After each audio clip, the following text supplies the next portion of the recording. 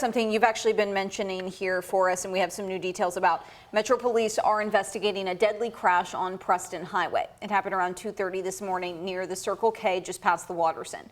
Police say for an unknown reason, a driver lost control and flipped up onto the curve. That person died at the scene.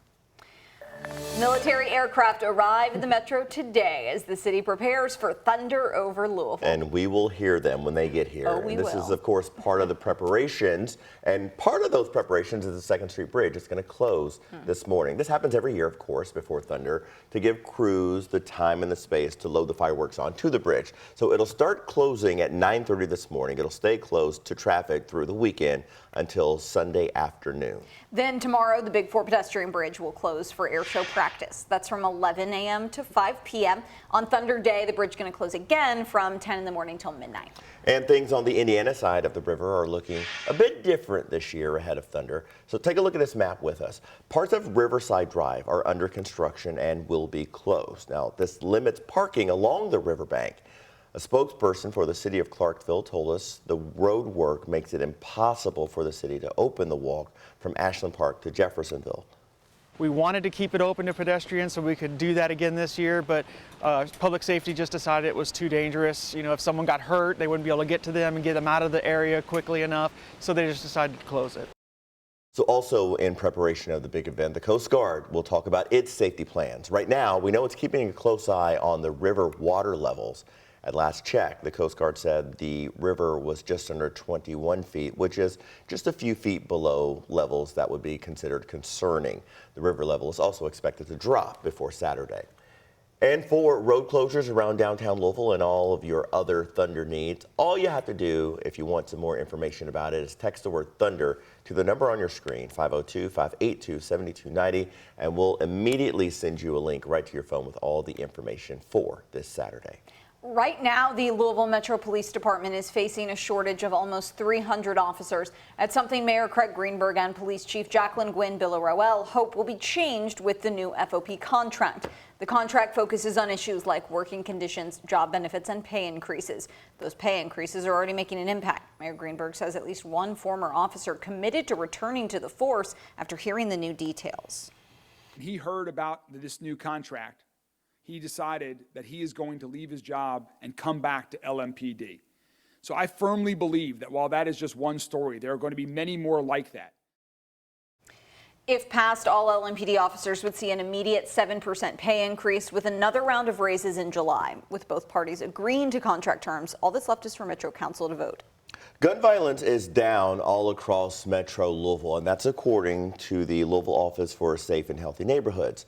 Yesterday, it had its first Reports to the Community, which is a monthly forum for neighborhoods most impacted by gun violence. WHAS11's Alex Dieterer has details from that meeting. What we're showing overall is the trend of violence is going down. Over the last 2 years, Louisville has seen a 35% reduction of shootings. Despite this, leaders say there is still work to be done. Are our numbers too high? Absolutely. Is that comforting to people that have lost family members to violence? No. Is it comforting to people that live in the community that experience a large number of violence? No. But we have to remember that what we're doing is effective and we're moving in that right direction. Office for Safe and Healthy Neighborhoods Director Paul Callanan is now making sure to get ahead of the next curve by going to each of the neighborhoods most impacted by gun violence, starting Wednesday night in the Russell, California, and Parkland neighborhoods. Ocean shared programs available, report what trends they're seeing in the community, and had conversations with the people impacted most by gun violence, like Rob Jones, who was born in the Russell neighborhood. You know, it has to start with those that are in the community because they know what's working and they know what's not working. So far in 2024, there have been 16 shootings in the Russell neighborhood, 2 in California and 3 in Parkland.